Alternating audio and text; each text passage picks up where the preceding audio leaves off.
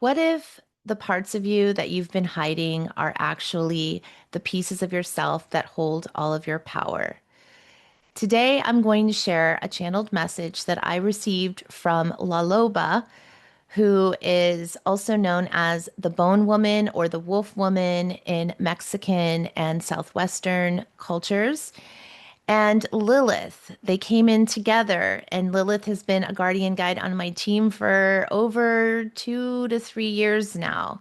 So I'm really excited to share this message because I think it's very powerful for us to really start stepping more into our sovereignty. In my last video that I did with Spider Goddess Woman, I'll leave a link to that here on the screen. I mentioned La Loba because she mentioned her in the channeled message, and I said I would probably want to do a video on her so you could learn more about how to work with her energy. And so then a couple of nights after that, I received a download directly from Lilith and La Loba. And it's talking about the resurrection that's currently happening. The resurrection is part of the greater awakening process where we're all literally rising from the dead like Lazarus into our more sovereign, fully embodied higher self form. That's part of what this ascension and awakening is all about. And that's part of what the spiritual journey of awakening is all about. So, this message is directly related to how to really fully embody your full essence and power by revealing your shadow and integrating it. So I'm going to just start with sharing the actual message and then we'll break it down. But before I do that, I want to recommend going back and watching, if you haven't already, the two-part series I did with David Bowie about the resurrection codes that are activating so you can better understand what is happening and the different stages that we're in. There's a part one and a part two. I'll leave links in the description box to both of those videos and up here on the screen so that you can better understand the full process itself and what the journey is going to look like on an individual and collective level as we're moving through these shifts and changes very fast and rapidly now. The guides are coming through with all kinds of messages almost every other night. I receive some kind of a download, and I'll be sharing as much of that with you as I can. So be sure to subscribe and hit the notification bells so you can be notified when the content comes up. But basically, we're in full swing right now with the world changing so fast. And I feel these messages come through to help us stay grounded and true to ourselves so we don't get lost in the chaos.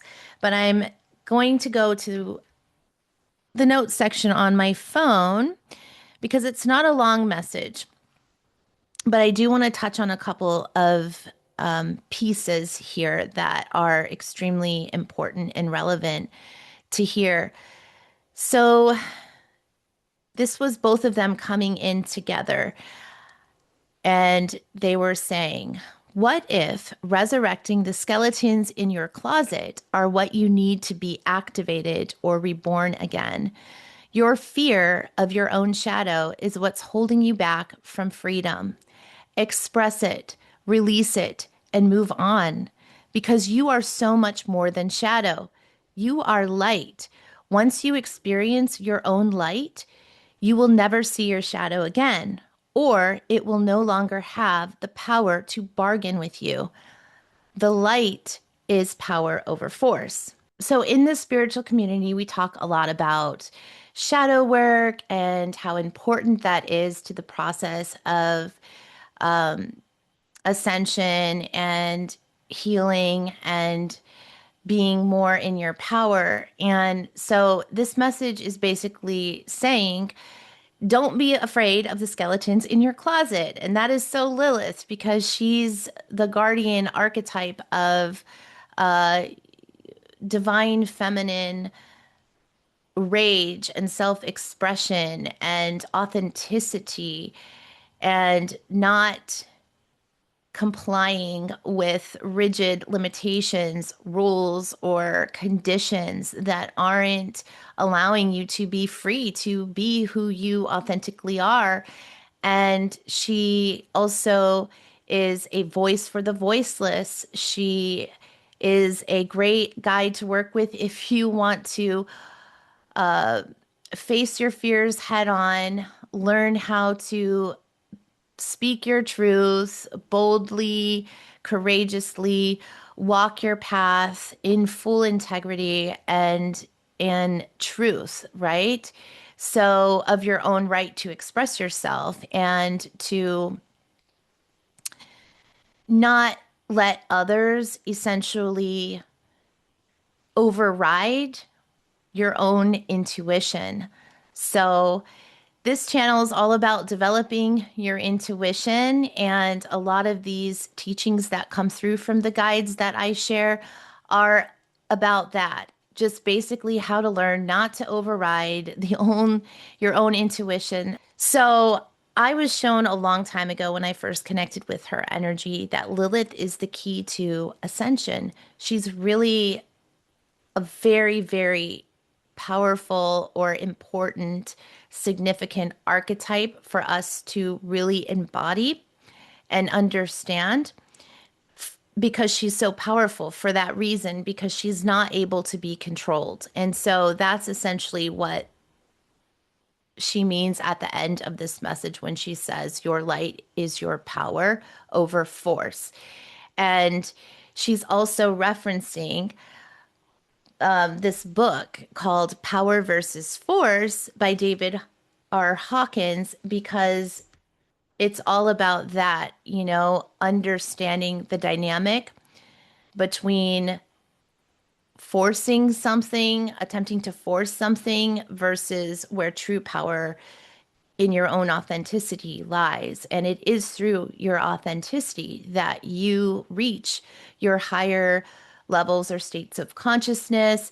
And there's even a chart in the book that measures the different frequencies of different emotions. And I believe I haven't read this book myself fully, but I have heard other spiritual teachers reference it and teach about it. That authenticity is the highest vibration, even over love.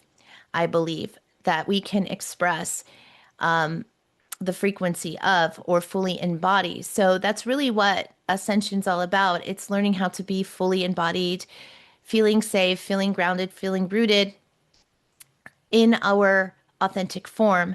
So that's one point I wanted to make. The other themes I'd like to touch on this in this message have to do with first the idea of resurrecting the skeletons, because when we think of skeletons in our closet, we think of something dark, right? And even when we think of the shadow, sometimes people are scared of the idea of shadow work because the shadow seems like a scary thing. It's a dark energy in how we perceive it sometimes. It's like the things we're most afraid to look at. But that's essentially where our power lies. And so resurrecting the skeletons in the closet is essentially an activation. It's an initiation because La Loba, she doesn't dig up bones to haunt you. She reconstructs them into something alive again. She brings the breath of life back into these beings and gives them, life. So she's very powerful in that aspect. And so the theme here is that what you've suppressed didn't actually die. So just because you're not willing to look at it or integrate it, it essentially is underground waiting for the right moment So it's really about reclamation and not healing in the traditional sense. So reclamation is reclaiming your power, getting those bones, putting them together and bringing them back to life. So a lot of people with being afraid of their own shadow, I feel like we are unconsciously conditioned as a collective to be afraid to look at these parts of ourselves that we've deemed unworthy, bad, where we feel ashamed. It brings up uncomfortable feelings. So we don't really want to look at that, especially if there's rage that is unexpressed or anger or hurt feelings.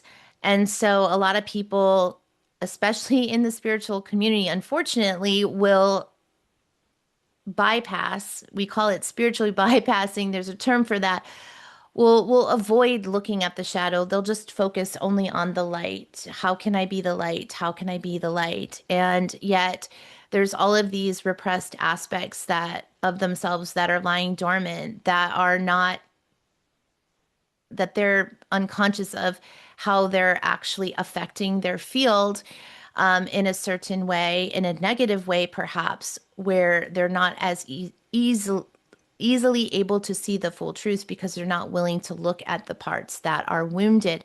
And so that's why shadow work is so important to even being a channel.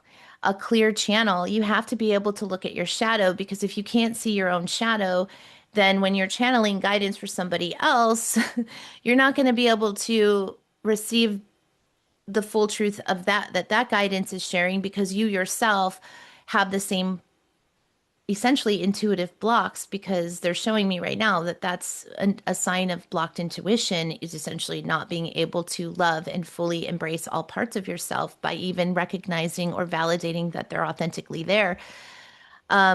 So anyways, I need to go back. Here we go. Yeah, because that was the point. In my notes, it says, because we are conditioned to suppress these because they disrupt control systems. And but that's essentially what we're being called to do right now. And that's what's being awakened within us. So Lilith is showing me that sometimes I talk on this channel about awakening the dragon codes, the dragon codes within. This is part of that process. Awakening the dragon codes is essentially awakening to our own power as a soul, and understanding where true power actually lies. And it's not out there. It's not through the control systems. They've been put in place to suppress our power and to make us scared to leave that structure, so to speak. So essentially, this shows up, this patterning and condition shows up in all of our dynamics, our relationships, and it goes unchecked a lot of times. And because if we're not ready to look at it, or we're afraid of it, and they've kind of encouraged us to be afraid of it, even in the light worker community, there's a lot of people that are not talking about why it's important to do shadow work, and it's not very helpful, right, to understanding ourselves as a whole being, that we're here to integrate all parts of ourselves and be a whole expression. And that's where the alchemy lies. So that's like the third point I wanted to make, was self-expression equals alchemy. Voice, movement, truth telling are all examples of how to get the bones back into flesh again, so to speak. It's all about resurrecting ourselves. If it's not expressed, it does stay trapped in our energy fields, in our body, in our system, and it continues to bargain, as she brought up in the message, bargain with you through triggers and projections and emotional loops that keep us cycling through the same karma and the same soul lessons that a lot of us are ready to move on from by now. So essentially, this message is saying you are more than shadow, you are light, but it's not about, again, spiritually bypassing the shadow. It's not about ignoring the shadow to just only be the light. Once you fully face and integrate your shadow, it does lose its control over you. That's what she's saying. It's not able to bargain with you anymore, and your light becomes embodied and not conceptual. So the light is power over force, and in this case, force is control, suppression, fear, manipulation, which would be your shadow and distortion. And power is truth, embodiment, sovereignty, presence, and integrated light. So when she says the light is power over force, she's saying when you reclaim your shadow, you stop operating from force, reactivity, fear, or control, and you naturally shift into power where nothing has leverage over you anymore. So essentially, the higher message here is it's not about self abandonment. It's about owning all parts of yourself without fear, without rejection, without shame, and without guilt. It's time to move on. It's time to understand where our power truly lies. It's time to resurrect those bones or skeletons, so to speak, and take charge of our own power again through the recognition of where it authentically lies. So I would love to hear your thoughts on that in the comments and where you're at in your own journey of self-discovery as it relates to this message or anything else you would like to share. If there are guides you would like me to specifically channel or connect with, please let me know also in the comments. And don't forget to like the video if it did resonate. Thank you for watching. I look forward to seeing you next time. Bye.